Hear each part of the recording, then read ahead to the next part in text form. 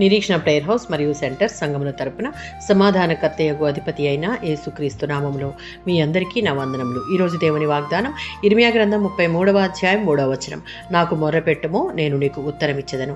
యెహోవా దేవునికి మనం ప్రార్థన చేస్తున్నాము అంటే సకల విశ్వాన్ని సృష్టించిన వానికి చేస్తున్నామని అర్థం. ఇర్మియాలాగా నమ్మకం నిండిన యథార్థ హృదయంలో నుండి వచ్చిన ప్రార్థన ఆయన చెవులకు తాకి అద్భుతమైన జవాబులు వస్తాయి. ఇర్మియా ఖైదీగా బంధించబడి ఉన్నప్పుడు యెహోవా వాక్కు అతనికి ప్రత్యక్షమై, నాకు ప్రార్థన చెయ్యి, నీకు జవాబిస్తాను, నీకు తెలియని గూఢమైన సంగతులను తెలియజేస్తాను అని సెలవిస్తూ ఉన్నాడు. 3వ సంకీర్తన 4వ చరణం. దేవుని యందు భయభక్తులు కలిగిన విశ్వాసులకు వారు ఎదుర్కొంటున్న కష్టకాలంలో దేవునికి మొరపెడితే ఆయన తప్పక జవాబిచ్చే దేవుడు. శ్రమలు అనుభవిస్తున్న సమయంలో శత్రువులను ఆటంకపరచలేని అండ విశ్వాసికి ఉంది, అది ప్రార్థనే. దేవుడు ఆ ప్రార్థనలను ఆలకించి వారికి ఉత్తరమిస్తాడు.